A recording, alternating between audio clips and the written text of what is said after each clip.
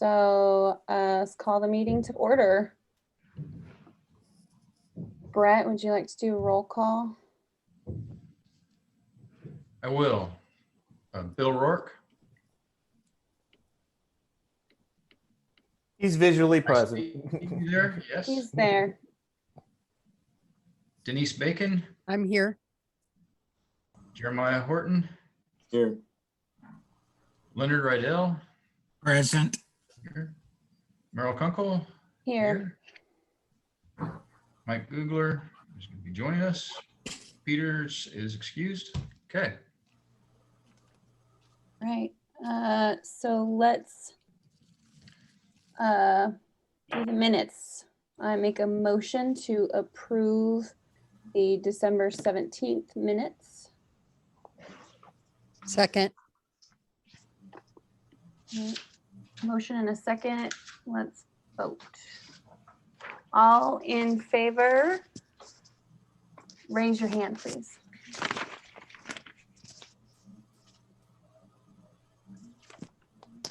Can't see everybody. Karen, can you? I agree. You got a 5-0. Okay, 5-0. Thanks. And I make a motion to approve the January 7th meeting minutes. Is there a second? Second. Second. All in favor, raise your hand. 6-0. 6-0. Okay, approved. Let's move on to new business. So it looks like we've got the wastewater. Yeah, we have a presentation from Keller for our wastewater master plan update. This is the last presentation on this. So at the end of this, we'll be staff at the end of the presentation and after any discussion, we'll be looking to have staff will be requesting that the committee make a recommendation to adopt the 2018 wastewater master plan addendum riverfront master plan. So I'll turn it over to Emily with Keller now. Thanks everyone for being here. Can everyone see the screen all right? Excellent.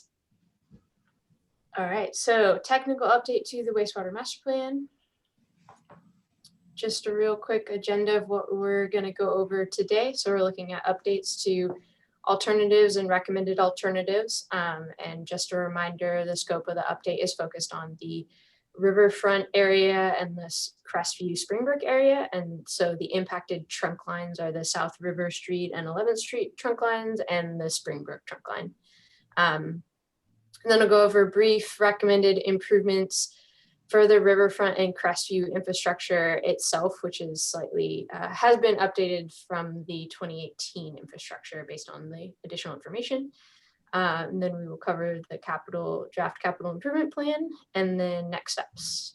So if anyone has questions, please feel free to jump in the middle and stop me and we'll talk about it. So the first area that we discussed here is the South River Street and 11th Street.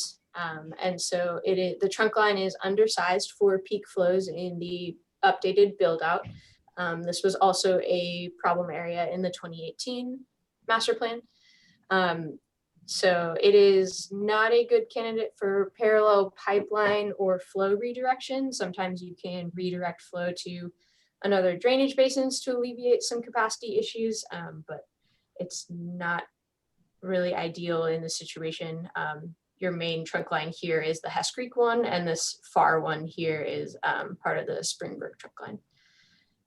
And so there are potentials for I&I reductions that could decrease your improvement sizes. The 2018 wastewater master plan addresses citywide I&I reduction plans and priorities, and that has not been updated with this technical update, but those priorities and recommendations still stand, and the city is actively working on annual I&I projects. And so the recommendation for this trunk line is to upsize the existing line. And we have included some flow monitoring as part of sort of the pre-design for this to evaluate if I&I reductions have been made at the time of the project, the final size of this upsize might be adjusted depending on that. And I will say that this trunk line does drain the downtown core area, which has your oldest pipes, has a lot of clay pipes, and is a pretty high priority on most of the I&I projects from the 2018 master plan. So there is potential that those flows, peak flows, would be decreased. So that's why we particularly pulled out that flow monitoring in the pre-design phase. I have a question. Mhm. What has the city done to resolve I&I? So Brett, did you want to jump in or you want me to Yeah, I summarize? can. Yeah, so the I&I program has a combination for pipe replacements or linings, depending upon what the type of pipe and what the issues are. And that project's been going on since the last I&I study had been done. And then again, it got incorporated into the 2018 Waste Master Plan. And the last that we were seeing information that's resulted in a reduction of around 37% of the flows getting to the wastewater treatment plant. So we're probably for the downtown area, I believe we're about 50%, maybe a little bit more through those projects. One of the items was Pinehurst, and of course I live on Pinehurst, and I pull the manhole lid and there's a huge flow running all the time into the sewer. And I noticed on the master plan, you want to postpone that to 2026 and spend 318,000 or something, if I remember right. What is it you propose to do, and why are we putting it off for another 5 years? That's related to available budget and where other priorities are. What are you going to do for the 318,000? That project is in the 2018 wastewater master plan, and the scope hasn't been updated in this update, but it is a redirection of the Pinehurst. So the manhole is a localized low point. And so it's a redirection to the south, and it would actually end up in the Creekside pump station basin, which then also eventually in the future has plans to be displaced and flow by gravity. So it'll flow south. Well, have you looked into grouting the joints, or exactly what is the problem that's creating that infiltration? So the Pinehurst Court, the evaluation identified problems where there's backwater effects off of the main trunk line, the main street trunk line. And because of those being a localized low point, that is where it would potentially overflow first. And so disconnecting it from that trunk line would alleviate it being hydraulically connected to and being the low point where it would potentially overflow based on the main street trunk line flows. I designed this subdivision, so I know a little bit about it. It serves what, 14 houses. There's a steady flow there, which is probably would come out of a 3-inch pipe.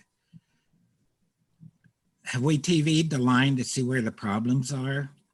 Have we considered grouting the joints if that's what the problem is? I mean, have you isolated where the problem is? The pipe's leaking somewheres, and it's a huge amount. Brett, I'm not sure we want to get into this level of detail at this point. So I mean, these are good questions, Leonard. But to get into the nitty gritty details of one specific location, and this wasn't the focus of the update to look at that specific location. So I would say we should probably focus on the update, and then we talk offline. Probably you could talk with Brett and Karin, and if they want to involve us, more than happy to have these discussions. So I don't want to avoid them, but I think that's better left to another time for that discussion. Yeah, well, I disagree because it appears like we're not doing any problem solving. We don't know exactly what the problem is. We've misidentified a solution. We haven't addressed something in a Leonard, can this we wait? They're frustrating to me. Can we let Emily go ahead with her presentation, and you can follow up with those specific questions, maybe with Brett? Well, Emily misidentified what the problem is. The problem appears to be infiltration from 14 houses. That's related to the Pine Now, Crest, we right? lay in the pipe so it runs in the other direction. To a I will different say pump that station is when an those projects are, expensive- this is a planning level element that was done with the master plan. When we go into actually defining those as a project, similar to what Emily had recommended, kind of looking at the I&I related to this for South River Street, we'll focus in and do more evaluations to confirm if that, what is going on there, and work out an Well, actual plan and a kind of a preliminary design. What is the city's process then for determining where the problems are? Other than the hiring a consultant to do mathematical studies, what are we actually doing to identify real specific problems that you can determine a lot by just pulling a manhole lid off and looking Leonard, down and see the That water? goes into the steps that go into that pre-design stage, is doing that confirmation, video inspections, Well, we're not starting monitoring from if it's scratch. identified, Newberg's as we been define here. those projects. Newberg's been here 150 years. I mean, what is the process that we're doing now, and why don't we have better information? Leonard, I appreciate your frustration, and it sounds like you're frustrated. I think that we have you asked those questions, and we've gotten those answers in previous meetings as to how they determine what projects are put into prioritization and how. Are you okay if we I'm going to go ahead and say, let's let Emily go forward with her presentation now.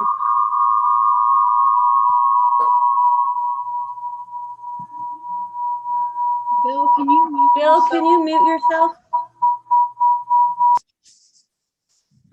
Thanks, Bill. Well, will the consultant explain what they have for Pinehurst Drive again, please?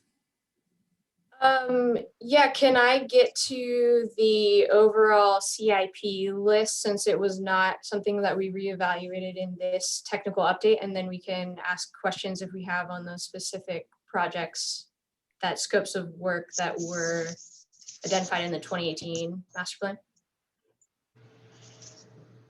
Well, has there been any data on infiltration in your study, or are you just doing a mathematical analysis? Yeah, so the model is based on field flow monitoring data done for the 2018 master plan. And so there were continuous monitors put in the wet season at, I believe, 8 locations to track flows and to look at rainfall responses to the trunk lines. So that would include your I&I, your infiltration and inflow flows. And we did discuss those model results and the problem choke areas with the operations staff for that 2018 master plan. So this model is the same model. And I did, after your last meeting, you asked if I could reconfirm with the operators about those historical places. And so I did talk to the operations staff, and they have seen historical surcharging and overflows in the Hess Creek, the North Villa Road area, as well as the South Springbrook. And they do see surcharging on the South River Street trunk line as well. They also noted that they have, with the, as Brett outlined, the proactive annual I&I that the city has dedicated since the initial I&I evaluation in 2015. The operations staffs do feel that they have seen reductions in peak flows and reductions in overflows in specifically Hess Creek. They don't see nearly as many now as they did 5 years ago. And so that information was all collected and vetted and used to create the 2018 model and perform that evaluation. And this model is the same model that was created in that process.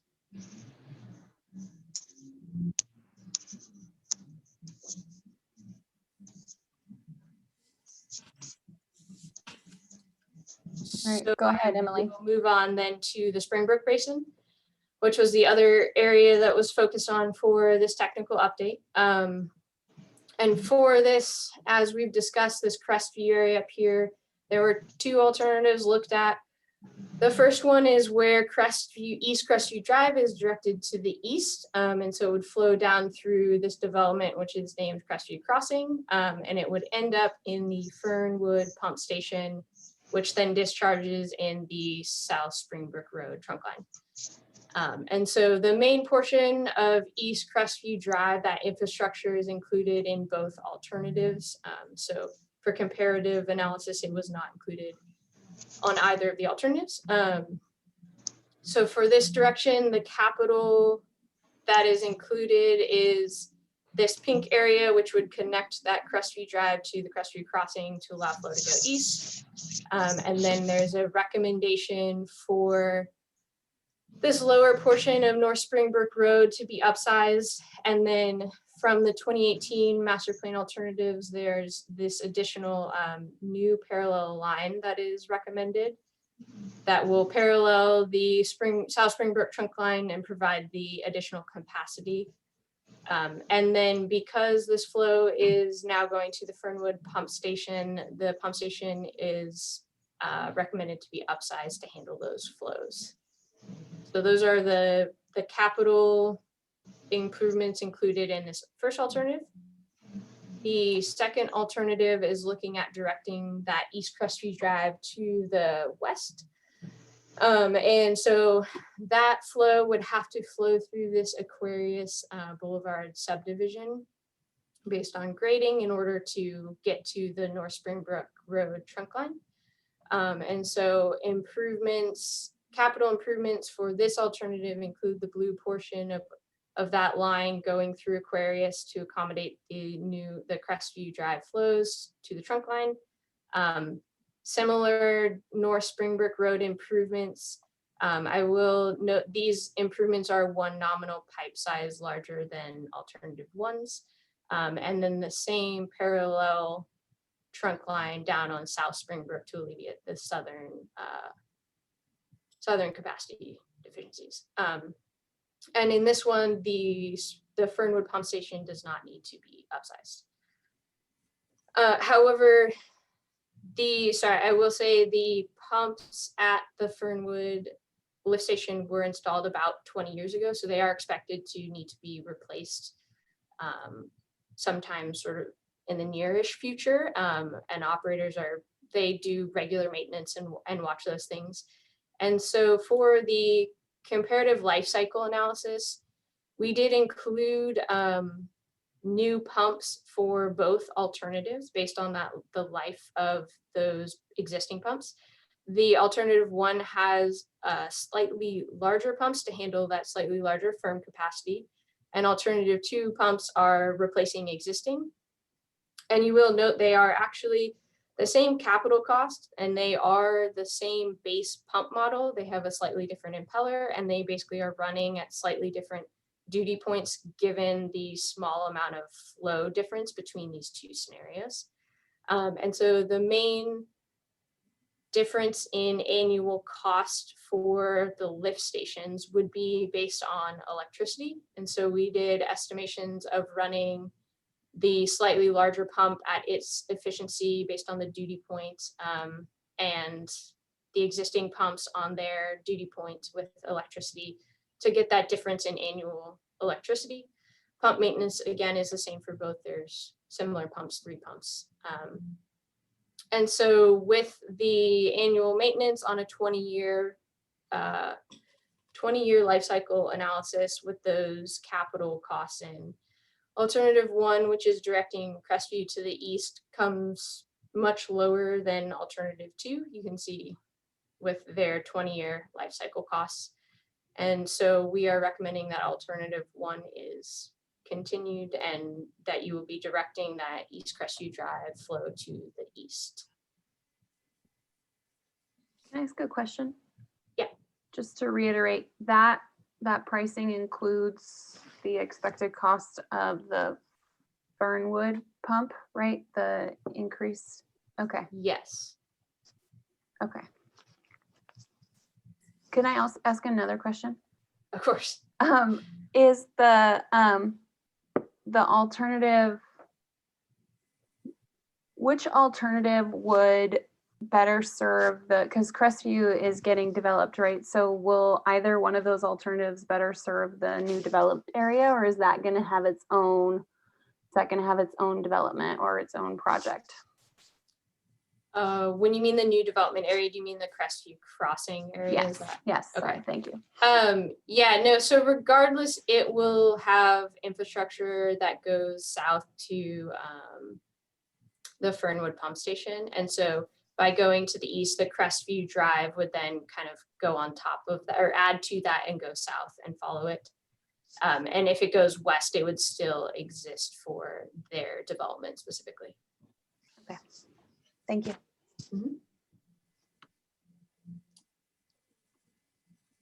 So then jumping to recommended improvements, these are predominantly future proposed infrastructure. And so again, we're looking at the Riverfront District. And so the future infrastructure included in the master plan improvements have been updated to reflect the Riverfront Master Plan. And so these 4 main pipelines circled here in red have been added. They were not included in the 2018 master plan. They've been added, based on the Riverfront Master Plan. And so those cost estimates have been updated to include that infrastructure.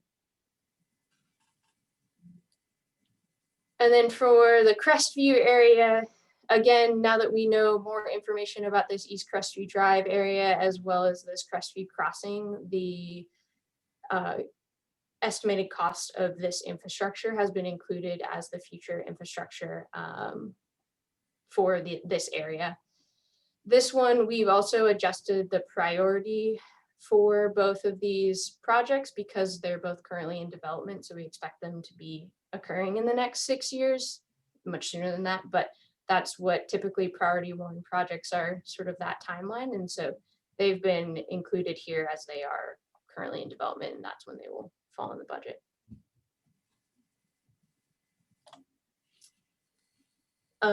And then, so we updated the capital improvement plan. And so aside from the 2 projects that we talked about with this 2B South River on 11th Street and the Springbrook Road, and then the future infrastructure here are the the 2 Crestview projects, and Riverfront infrastructure is included further down here. Those have been updated as we just discussed, and the rest of the projects in terms of scope of work for the planning period has not been changed since the 2018 master plan. Costs have been updated, so we reviewed unit costs and any other lump sum costs or equipment costs. We've looked at those and updated them, and then lump sum costs with no other changes. We used the engineering news record, which accounts for inflation essentially. And so we use that ratio to go from the 2018 to the 2021 dollars. And so we did include, we felt it was a much more usable document if the capital improvement plan was entirely updated rather than having like certain projects pulled out. So the capital improvement table has been updated, and we included brief descriptions of all of these projects, even if they haven't changed since the 2018 master plan. We did note those in our descriptions, but again, it's so that when you reference that recommended project section in the capital improvement plan, you can go to one place rather than having to jump between the 2018 text and the appendix K, which will be this technical update. So that's sort of the idea behind including all of these projects here.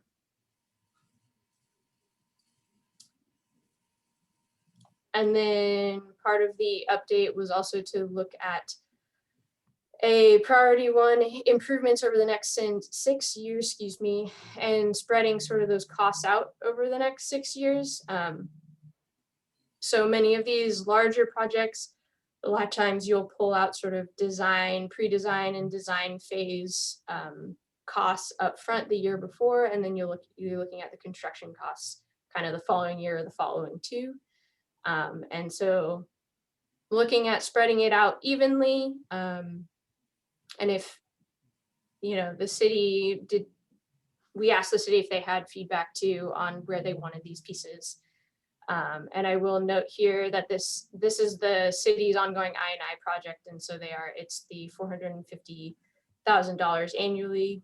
And that's, again, was reflected in the 2018 master plan and has been carried over into here.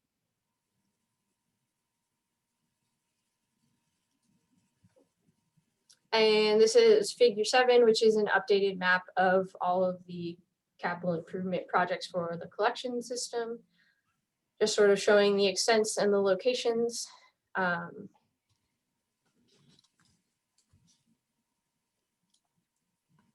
then looking at next steps for this technical update. So we'll be looking to incorporate feedback from the CAC on the draft documents.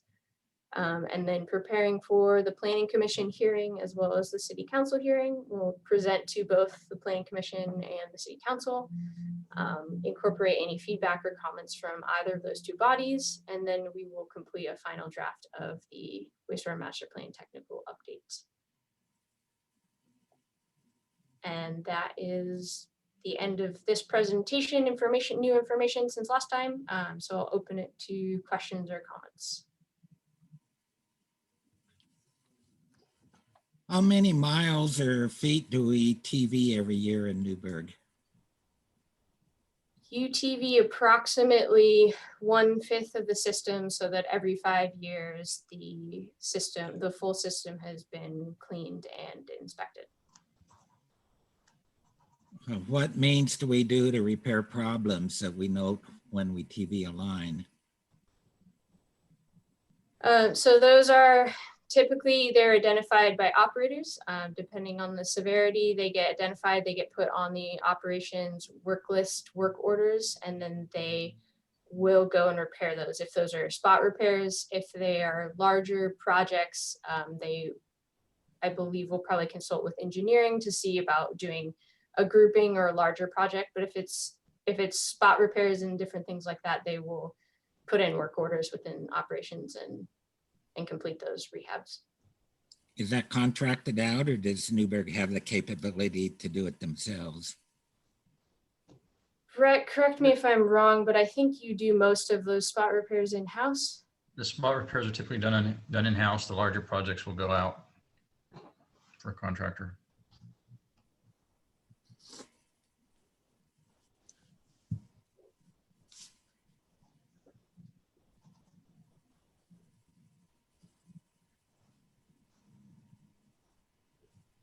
I will make a note that we have not TV'd as much in this last year as we normally would with the COVID and the concerns about the virus being in the wastewater for a good portion of the year. We were only doing emergency work in the sewer system. So just kind of, we may not have done as much last year as we would normally do in a year. So I just want to clarify that.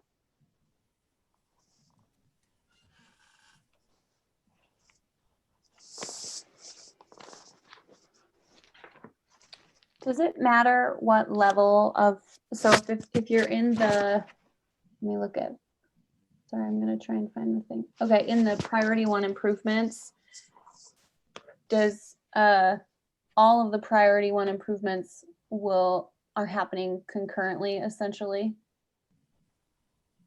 Yes, with budget allowing kind of Yeah. thing, so. Okay.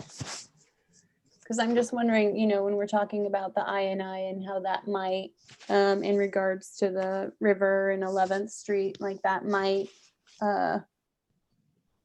could make the improvement by just doing the I&I. I just wonder about increasing the I&I projects to the very top, right? So if we're talking about budgeting, we're going to go from the top to the bottom. I guess maybe that would be the priority to start with. But if they all happen concurrently and that doesn't make a difference, then it's fine. Yeah, so the I&I projects are each year. So the city Yeah. has allocated the 450 for each year. So they do those every year. So Okay.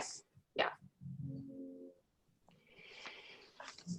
And the other thing I'll note with the CIP as we put that together, obviously we look at the master plans. We look at funding availability. But the other thing that we also look at is, as we're working through all of the utility plans, is trying to coordinate them with the paving projects that we're proposing to do also. So sometimes we might pull a project forward and do, because we know we need to do a sewer project in a street that we want to get paved. So we may pull that forward. So there is some coordination that we try to do when we're looking at the 5-year plan also about what projects will go first or not. So although these are, we start with here, they do get modified and moved around based.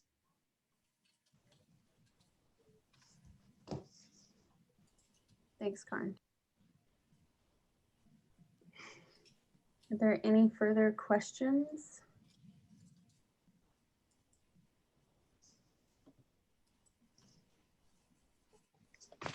I don't hear any questions. Any further discussion? I don't believe so, so if there are any CAC comments on the draft documents, if you have any written draft document comments you want to send to us, Brett, should those go through you and you'll forward them to us? Is that? Yes. Okay. So if there's no other questions at this time, this is where I'll make the ask that the committee makes a recommendation to the city council to adopt the 2018 wastewater master plan, addendum riverfront master plan 2021, utilizing the wastewater master plan technical update prepared by Keller as an appendix to the 2018 wastewater master plan. So moved. Second. I have a motion and a second. Let's vote. We've had the discussion. We'd have a discussion Sorry. prior to the vote. Does that, Doug, can you give me some background here? Does Yeah, the, so you have a Thank you. motion and you have a second. So now Yeah. you have the ability for discussion yes, on the motion. If there is none, then somebody can call for the vote. If you have discussion, you can go through that. And somewhere along that line, somebody could call for the vote. What are the staff recommendations? The staff recommendation is to adopt for the adoption of the 2018 master plan, addendum riverfront master plan, utilizing the technical memorandum prepared by Keller as an appendix to the 2018 wastewater master plan. Brett, this is probably not related part of the discussion, but I had a quick question regarding the possible effect that the bypass might have on the Fernwood pump station and the design to get that in. Is it possible that would delay it or enhance it? I don't anticipate that the bypass would have an impact onto the Fernwood pump station based on any information that I'm aware of. All right, well, they are going down the same right of way, and then they are going in Fernwood, which is going to be either over the bypass or under the bypass. So the work that's being done, there's not work along Fernwood itself for a pipeline. The only recommendations with that are the Springbrook piece, and then the work up around the Crestview Crossing project area, Okay. and Crestview Drive. Those are where That answers my question. Yeah, sorry. Yeah, Mike, it's because the Fernwood pump station is outside of the bypass corridor. And so, upgrading the pumps and so forth would be outside of all of that. So yes, as Brett said, all the pipes that come from Springbrook Crossing, those would all remain. The one future issue is there's some property to the east of Crestview Crossing. And one of the graphics that Emily showed is there's I think it's called the Providence Pump Station. And that Yeah. location will have to be determined sometime in the future. Okay, Yeah, Got and it. that'll still tie into the trunk line that exists north of the future bypass there. Is the understanding that we have.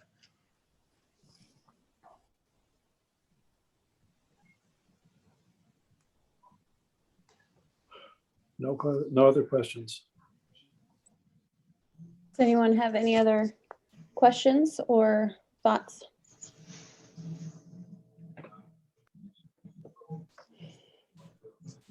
Then I'll call for the question. All right. Question is, and the adoption of the motion. Brett, can you read it again for me, please? Yeah, it's that the committee makes a recommendation to the city council to adopt the 2018 wastewater master plan, addendum riverfront master plan 2021, utilizing the wastewater master plan technical memorandum prepared by Keller as an appendix to the 2018 wastewater master plan. All right, all those in favor, raise your hand.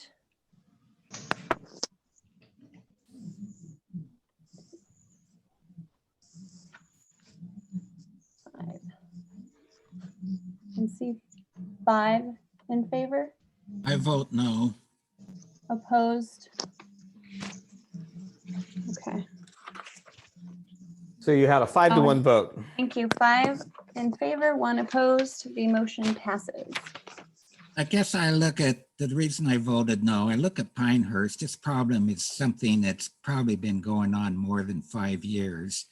And it just seems like we have identified infiltration problems. We want to spend millions, but yet when we have a short little section serving 14 houses, we just seem to be incapable of addressing that problem. And I'm just concerned we're throwing big money at big things and not spending little money on the little things.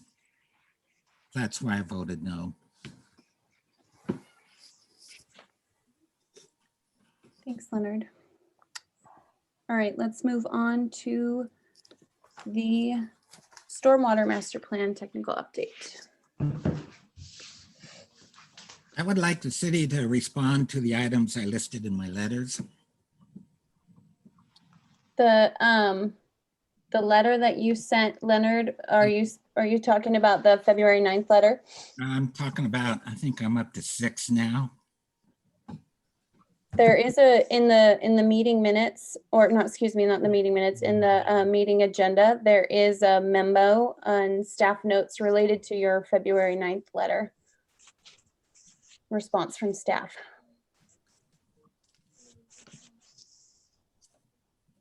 And we can get to that. That's an old business. Let's go on to the stormwater. Okay, so now we have the stormwater master plan update. Hello. Presentation with HBH. Natalie will be, I'll turn it over to Natalie. Did you make me co-host so I can Lauren, share? You make Natalie co-host. I did. She is. Wait, there it is. Okay. All right.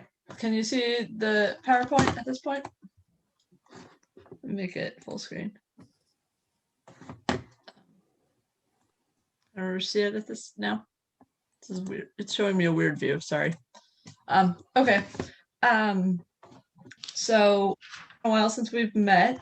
So I wanted to give you a quick update. I think you all had a chance to look through the draft and know that there's a lot there. So I'm not sure that all of you read the whole thing, but we'll try and summarize it as best as questions and whatever that came up. So this first slide is just a summary of what we've added since the first draft you saw. Section 3 is the existing system capacity evaluation section. And we essentially updated the capital improvement projects table on some of the comments we had last time, as well as we have a numbering system and the maintenance data. We were able to get all of that information compiled for maintenance. So we to the plan. The next section, chapter 4, the maintenance and programmatic evaluation. We added all of that stuff that was completely new, as well as chapter 5, the integrated management strategy, and chapter 6, the capital improvement plan. and then we put at the end project summary sheets to go into detail about what all the projects are. Okay, and so we still have to be completed in there, the staffing levels analysis. So if you're not familiar with that, we're going through and determining what levels of maintenance we want to have, what engineering time is needed, that sort of thing, relative to how much staff time is already allocated and budgeted for that. And we're going to compare the two and see how much more staffing is needed. We're having some more internal discussions with staff on that just to make sure that we're meeting all the needs that are there. We'll get back to you on that next time. And then we're also going to prioritize the projects that we present today between today and the next meeting. And SDC, and that stands for System Development Charge. So that's when new connections are added to the system, how much they pay for their portion of the existing system, essentially, and that can help offset the cost of some of these improvements. So what we did to update the plan based on maintenance is, the first one is not actually a maintenance update, it's capacity problems have been identified with a capacity labeling in the CIP table. And we highlighted in the figures where those problem areas are. So like C-A, so C dash means capacity dash, so and then it's a certain letter, and that area, it corresponds to the map, so you can actually find where that area is at, besides going 2nd Street and College, where is that? So hopefully that's more helpful. Table 3.8, that is the table that has the maintenance, the known projects that maintenance has. So they're either spot repairs or replacements that maintenance has known, like not capacity related. Maybe there's a cracked manhole or something like that that's causing problems, and that sort of thing is listed in that table. And that corresponds with figure 3.3. And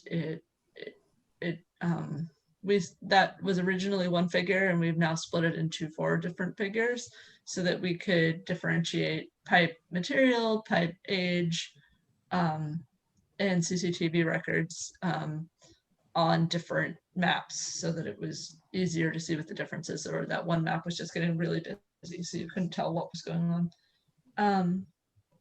And table 4.1, that's a summary of what maintenance has done over the last few years based on the cartograph system, which is the system the city uses to track what maintenance activities are being done. So it sort of gives us an idea of what's been done recently and how it can be improved. So in terms of the maintenance issues, I figured I would just dive into them a little bit. There were 17 areas that was confirmed flooding, and just to point out that maintenance staff can't confirm every flooding area. These are probably like complaints or things like that, or they had to address a flooding in a specific area.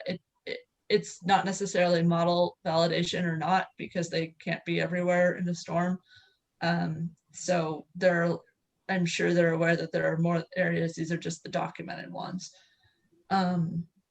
There's 41 catch basins, manholes, pipes, or outfalls that need replacement completely as determined by maintenance. They're just in total disrepair and need to be replaced. There's 1 sinkhole issue that needs to be addressed, and 8 locations that need maintenance, such as if they have roots in them or something. Those are minor maintenance if they're the needs maintenance category. And then 18 spot repairs. And a lot of those are manholes that are bored through with other pipes. So they may not be fixed, but they're just there so that someone knows about them, but maybe someone will fix them at some point. Other non-capacity related issues are pipes older than 50 years old. So depending on pipe material, its life expectancy is somewhere between 50 and 100 years.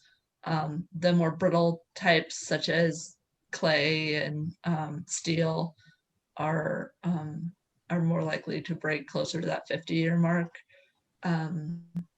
And a lot of the system, the older system in particular, we don't know the exact year it was installed. So the pipe map that you're looking at, it doesn't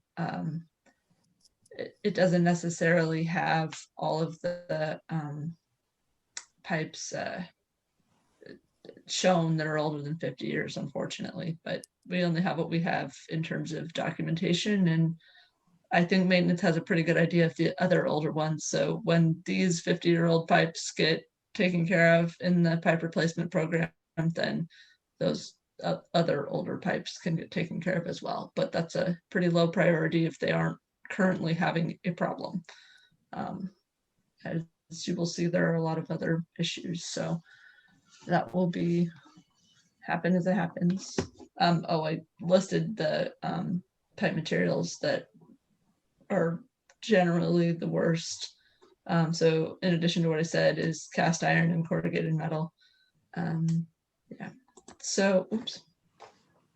CCTV is closed caption television, and there's actually a little robot that goes down in this storm sewer and looks at the pipe and determines issues. And sorry, I don't remember what the acronym PACP stands for, but it's the nationalized rating system for pipes, and it goes from 1 to 5, and it's based on number of years expected left on the pipe.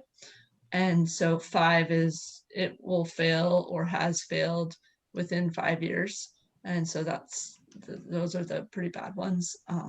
So we highlighted the ones on there that are 3, 4, and 5. And 3 is expected to fail within 20 years. But those are not listed as actual projects, just the ones that have a score of 5, because there's just going to be too many projects if we list them down to 3.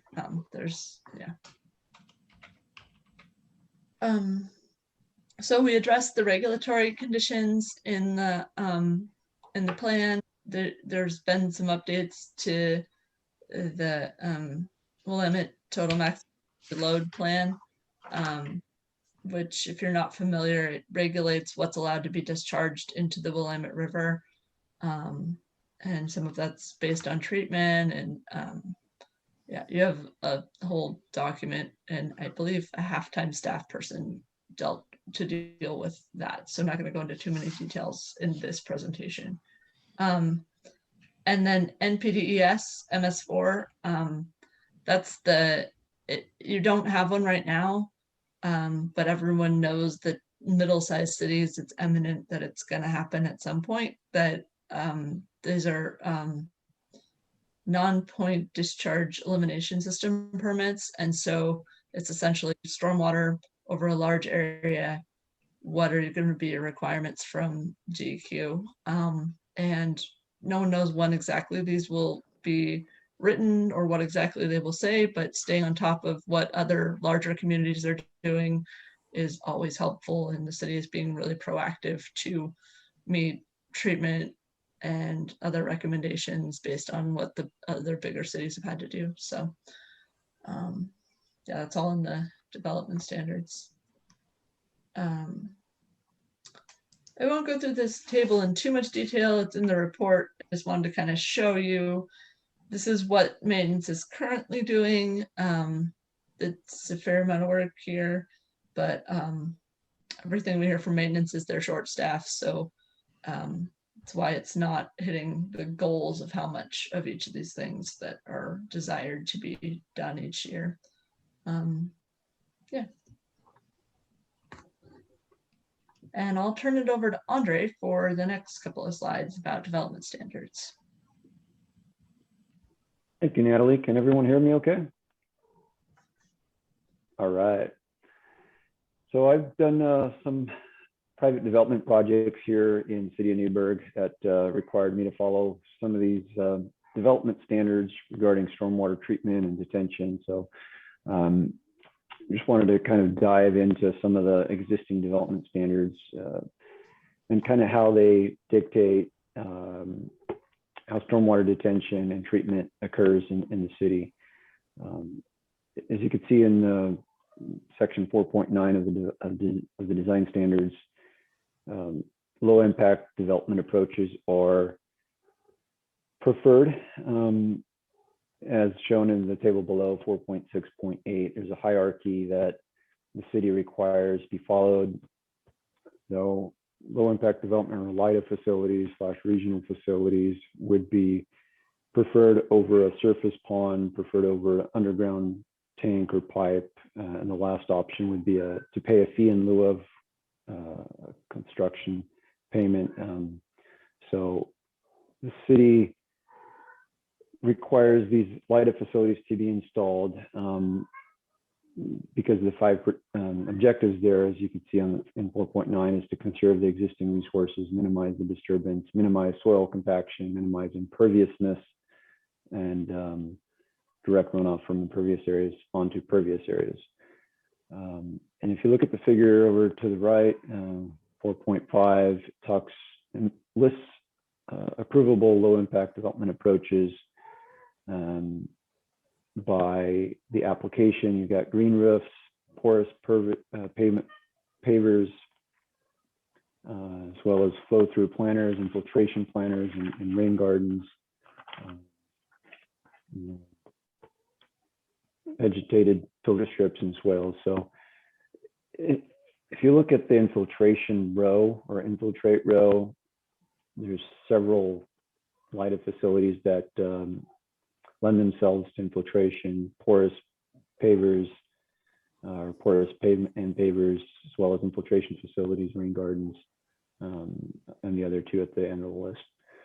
So the city's standards currently require and prefer these public and private or private water quality quantity facilities to be used over underground detention tanks and pipes.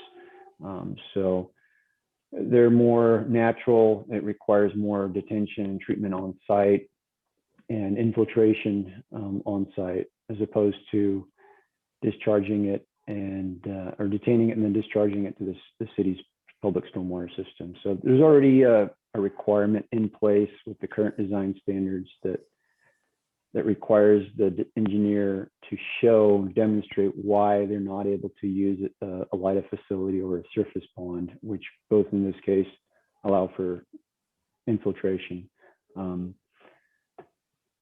And from my experience, that's the infiltration rate here in the city of Newburgh is not the greatest, fairly low compared to some other areas in Oregon. So there's some limitation to how much water could be infiltrated with these LIDA facilities. However, it is still encouraged by the city to infiltrate into the ground as opposed to holding it and then releasing it into the city's public stormwater system.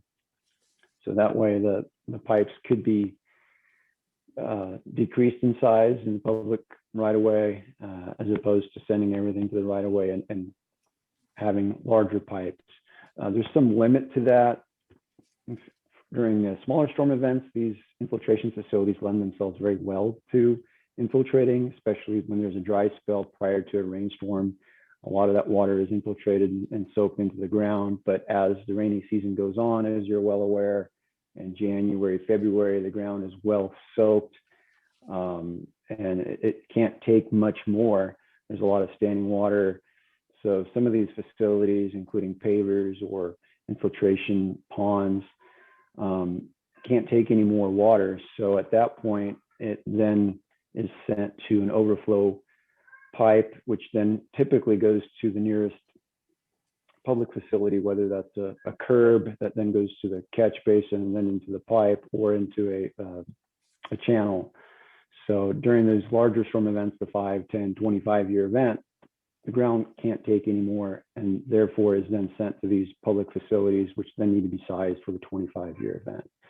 So just wanted to kind of touch on the city's requirements currently and how they relate to infiltration and the capital improvement plan, which is ultimately based around the 25-year design storm.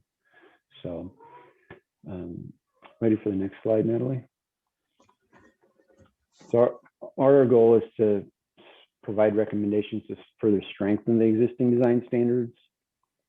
And some of those things that could be done, and I think Leonard has brought up a good point in some of his letters that I've read. I haven't read all of them, but the one that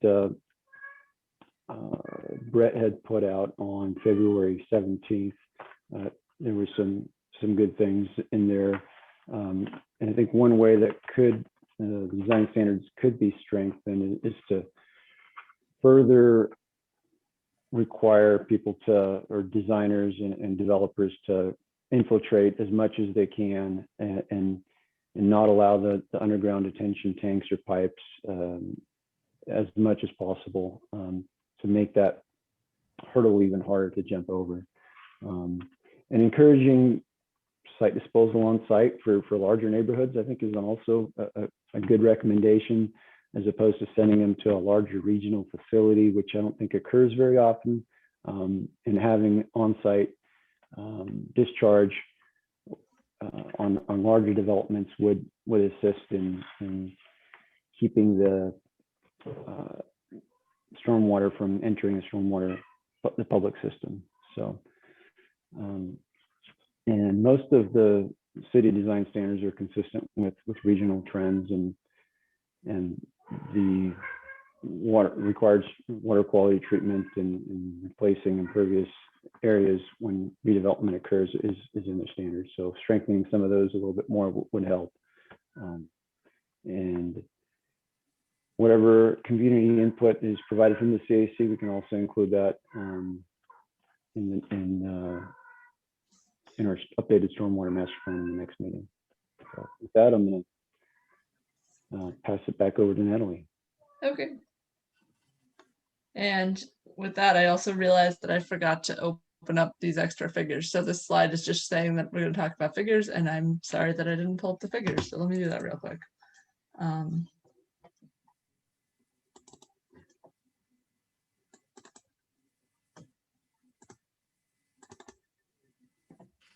Okay, so I think it's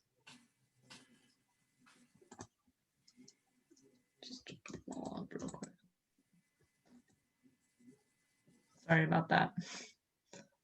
It's thinking for a minute.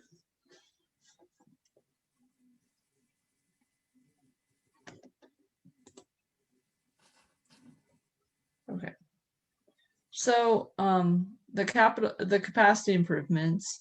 So these are the ones that start with C dash something. They're in table 5-2 and figure 5.1. I won't show the table because you all have that in your in what was provided for part of this meeting. Here's the capital improvement plan for capacity. It's I can zoom in on specific areas, but essentially these are the projects we've determined based on the model that need to be upsized or changed and redirected or anything like that. So that's what this one is. And then what other ones did I say I would talk about? Okay, figure 3.5. So this figure 3-5 is the same equivalent, except for these are the maintenance projects here. So a little note on the color coding. I don't know if anyone caught on to this, but it's the same color for replace. So all replaces are purple, all maintenances are blue, all spot repairs are green, etc.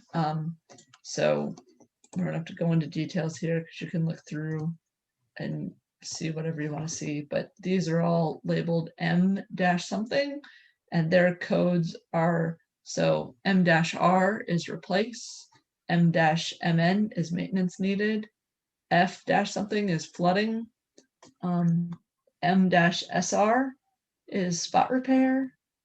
There was one more, it's there's a sinkhole too, M-SH is sinkhole.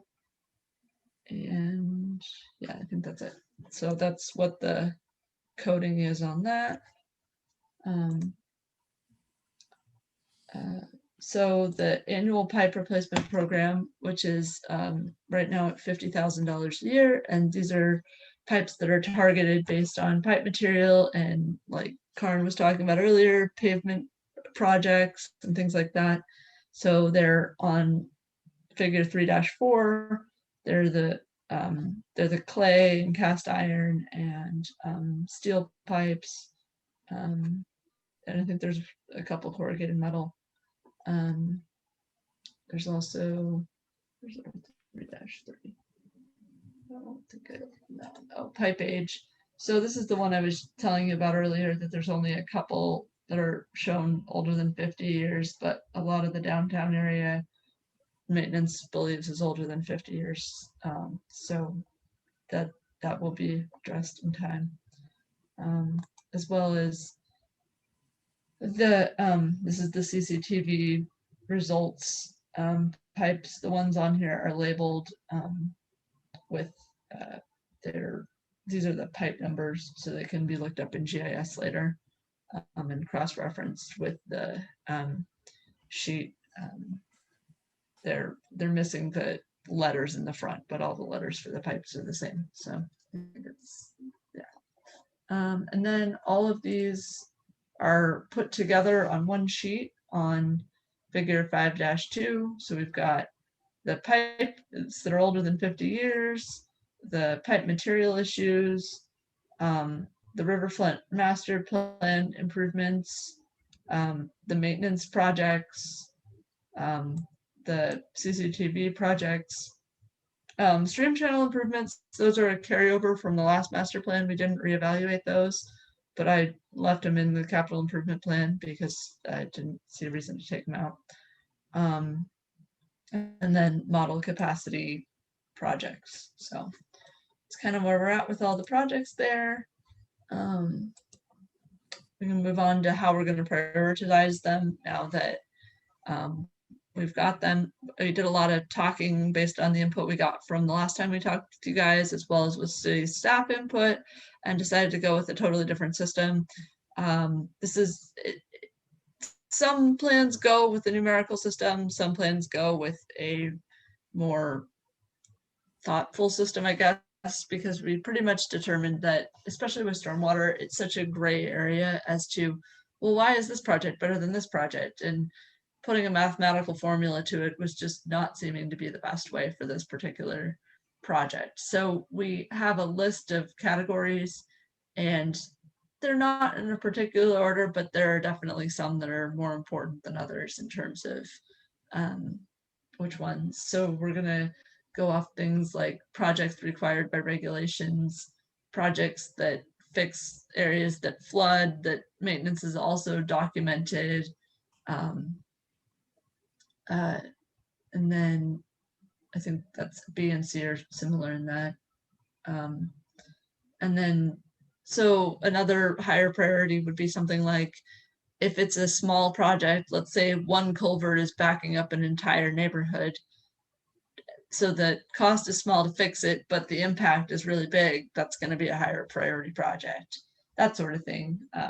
You can read through all the details of what these are, but yeah, it's just a lot more thoughtful process. Each one we're giving the first stab at it, and then talk with the city staff and see how they like it, and then you guys will have final input on it, prioritization in the end. So and now we go to the next steps. So we'll take whatever feedback we get from this and then city staff and the 3 items that we still had to do and that I talked about at the beginning, and create a final draft and give that to the city and the CAC for review. Then we'll have meeting 4B, which I think is March 25th, if I remember right. I'm sure Brett will tell us that at some point. And then after that, it will be similar to what you did for the wastewater plan today of saying to send it on to planning commission. It'll then go to a city council workshop. It was going to be opposite and planning commission first and then city council, but the way the schedule worked, we had to flip them. So to go to city council workshop, then planning commission, then city council for approval, and then we'll have the final document. And then the city council can decide if they want to move forward with some changes to the design standards or what they want to do with that. So yeah. That leads us to questions, comments. I noticed that the Pinehurst is listed as green on there. Has there been documentation of any flooding in the last 30 years? Like I said, there's only 17 documented places of flooding, but I can almost guarantee you that there are more places than 17 places that have flooded in even years. Talking specifically about Pinehurst, I think it runs from the church behind my house, and then it ends up in the over in the park. And I'm not sure where it goes. I don't think we can focus on specific projects. I think that's what the previous consultant had said as well. So what does the green on overall questions? What does the green on your map mean then? It's got a capacity issue with the 25-year event, and oh, my map is over here. So it's recommended for improvements. We've determined it's not a very high priority, so it could be pushed out any number of years. So based on the math, based on the math, you colored it green. It's recommended for improvement, but you really don't know if it needs it or not. Is that correct? No, it definitely needs it, but how do you know that? How do you know that? Because we did a hydraulic model. But it doesn't really matter because it's definitely not going to be one of the projects that is most likely done in the next 20 years. Unfortunately, the city doesn't have unlimited budget, so we focus most of our efforts on the ones that will get done. And then, as Brett said earlier, when those projects are actually designed, very detailed studies go into, first of all, verifying that it's a problem, but some of these areas like Springbrook, we know that's a problem. Like there is no question that that's a problem. Lots of people will talk about it. So that's probably one of the first things that is going to happen. We haven't done actual prioritization yet. I'm just spitting that one off because it's I think it's a 30-inch pipe that necks down into an 8-inch pipe. So that's a huge problem. Then there's flooding all over the place. So things like that are going to be the city's major priorities in terms of what they're going to fix. The things that are just down one street, unfortunately, it's probably going to be many years, if ever, before the city has budget to fix things like that. So it's just one of those things that, you know, spending a lot of extra of the city's money analyzing that particular thing is not really that valuable because it's not a project that is going to be up on the list anytime soon, if that makes any sense. Hopefully I guess after 34 years, I would suspect we would know if there was a flooding problem. Personally, if the pipe is under capacity, it'll just run down the street. It'll convert it to surface flow in the street, but I don't think that's ever happened. It could have been possible you were on vacation when it happened. I mean, there's any number of scenarios. We've got a certain standard that we're hitting, which is if any water comes out of any manhole or catch basin at the 25-year event, then we're considering it flooding. You have to cut it off somewhere. There is no perfect storm and there is no perfect storm model. All you can do is say, this is what our design criteria is. This is what we want to make sure we achieve. And this model meets that criteria, and the criteria the city chose was very within reason of what industry standard is, as well as most other cities are doing in the area. So I feel pretty confident in what we've done. And it may not have had gushing water down the street like some other areas may have, and that's entirely possible. It may have been bubbling out of the manhole just slightly in the middle of the night when no one saw it, but it's still technically flooding by our definition of flooding. So, but like we said, areas that are flooding for like 4 days in the model or in real life, like Springbrook, are going to be the first priorities. So that's really what we need to focus on, is what are the priority 1 projects coming out of this, which we don't know yet. I think that there's been some misunderstanding that we have this project done and that we're just giving it to you guys in pieces, and that is not true. We're doing it. We're giving it to you guys, letting you give feedback, and then we finish the next steps. So, I mean, I can only give Springbrook as an example because it's a very obvious high priority project.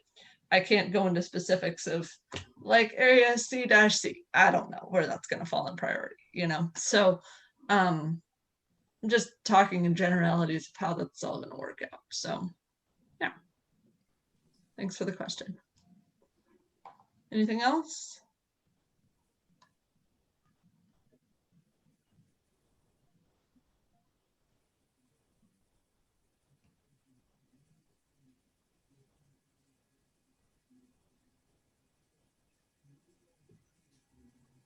All right. Let's go on to any further questions for Natalie? No. All right. All right. Thanks, Natalie. Are you done with us at this point, or are you moving on to your old business? Or can't figure out how to stop sharing my screen. There we go. Sorry. I think it would be good for you to stay on while they go through with this discussion here, so you can hear their discussions on the policy related items. Okay, sure.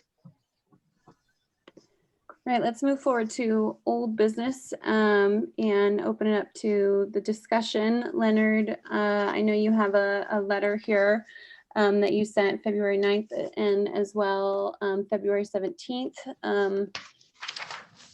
Let's open that up and talk about it.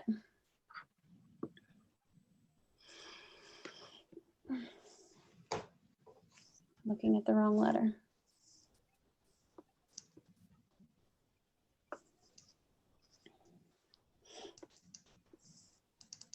Okay.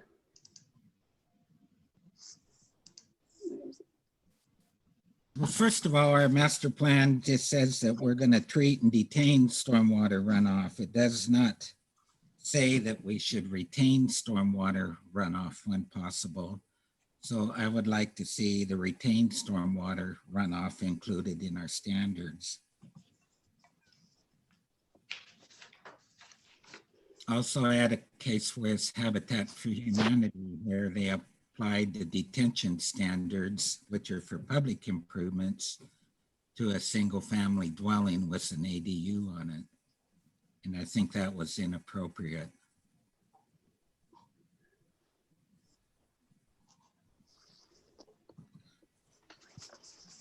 And some of my recommendations is to have a policy where we reduce impervious area in development. That can be, so that would be done by the planning department, where we change our street standards. We encourage other methods of constructing streets that are more pervious. And so we need to do, I would recommend a holistic approach rather than just one document. And it would be something adopted by the planning department as well as the engineering department.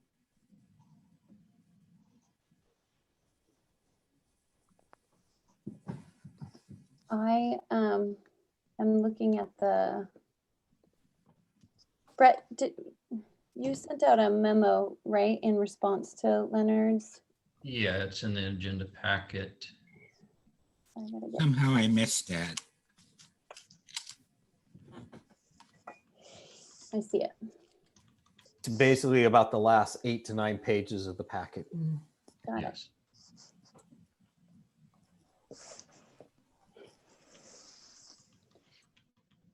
it. Okay, So it looks like we have already adopted low impact design standards, correct? That's what the, Yes, that's what Andre was going over, and kind of in that presentation is some of those specifics, and what this memo I put together there kind of shows the pieces and parts that we already have. Yeah. We're addressing that. And as Andre had indicated in the master plan, when it's part of the scope of this, we'd asked them to look for recommendations to our design criteria, and they voiced the one we're looking to strengthen that language regarding the hierarchy that we have about the preferences of LIDA facilities over other types of stormwater management facilities. as well as encouraging neighborhood filtration, right? On-site Correct. neighborhood filtration, yeah. Okay. So encourage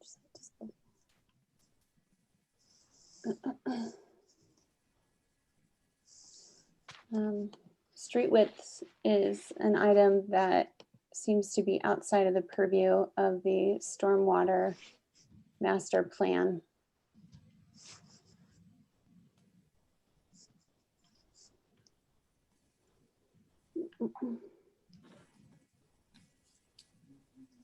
A question for engineering, how many infiltration projects does the city get typically?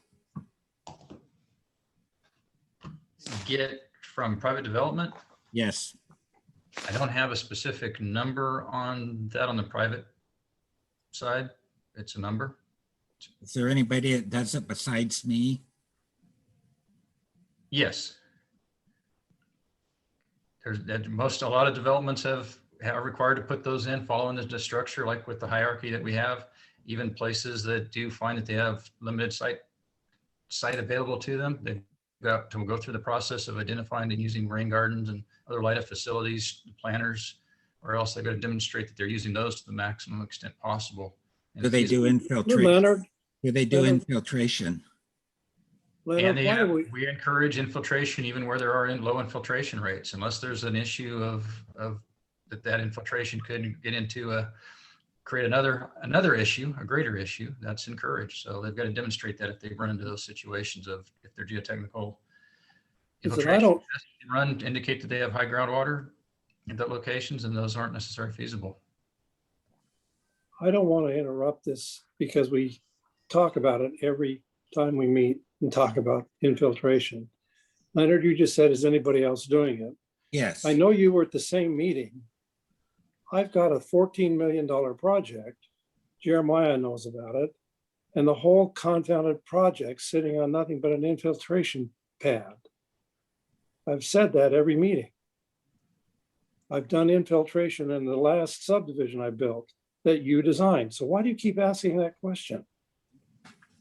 Because I've never designed an infiltration project for you, Mike. Yeah, but you said you did. No, I didn't. Yeah, you did. You said I we were going to do designed this. water quality swales, but I did not use infiltration as a method for detaining stormwater on And site. that's because we were ahead of what was required at the time. But the project that I've got going right now is an infiltration project. And it's bigger than habitats. What procedure do they use? I'm not going to get into that. These meetings have a tendency to get extremely tedious as well as irritating. Yeah. I'd be glad to meet with you about it later. But I don't like wasting time going over this every time we have this meeting and repeating the same thing every time. Well, Brett, I've given you an there- invitation to come and look at it. Yeah. And to analyze it as you wish, but I don't want to spend my evening again on this topic.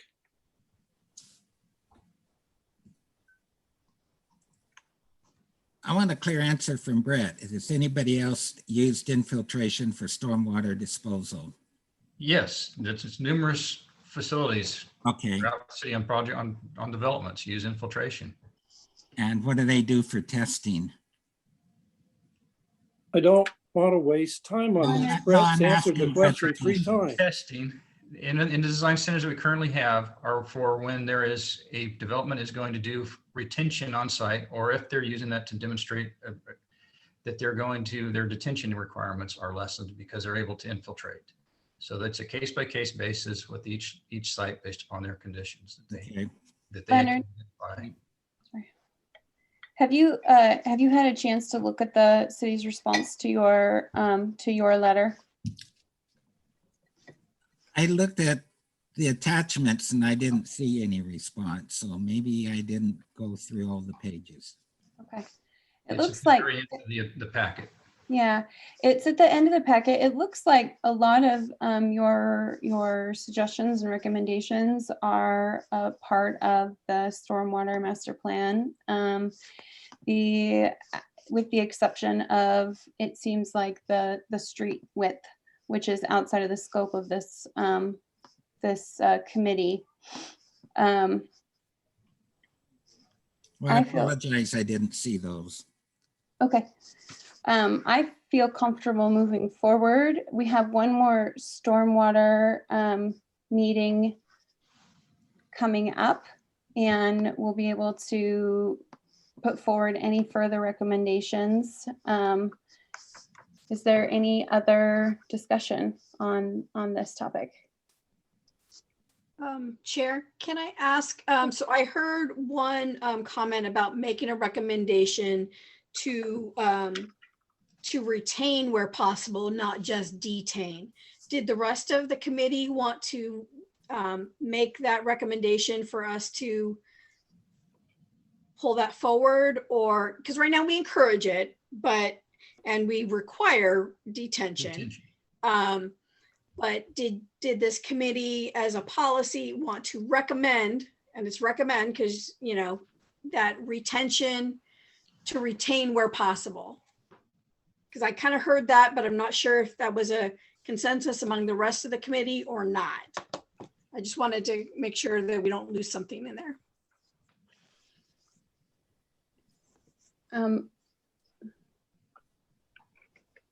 Sorry, excuse me, I'm trying to find my notes. I would move that we recommend that the city retains or recommends retaining stormwater on site. Is there a second? And can we add where possible? Where possible, that's fine. Thank you. Is there a second? Second. Okay, the motion's seconded. It's open for discussion. Is there any discussion?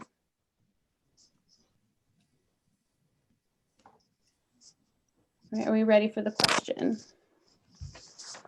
So the question is on the adoption of the motion to recommend on-site retainment of stormwater where possible. All in favor, raise your hand. Aye.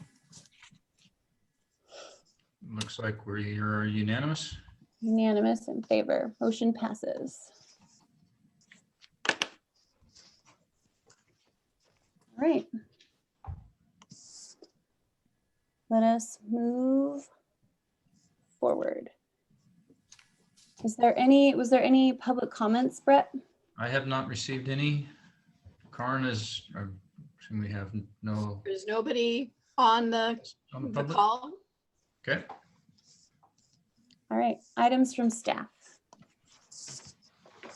Yeah, just want to clarify, we do have one last meeting for the Stormwater Master Plan with the full presentation and the full plan on the 25th of March.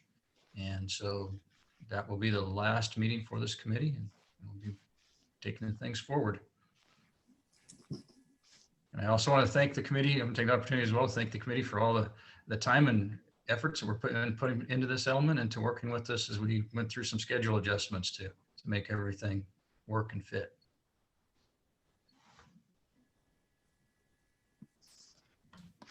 All right. Are there any items from committee members? No, I move that we adjourn the meeting.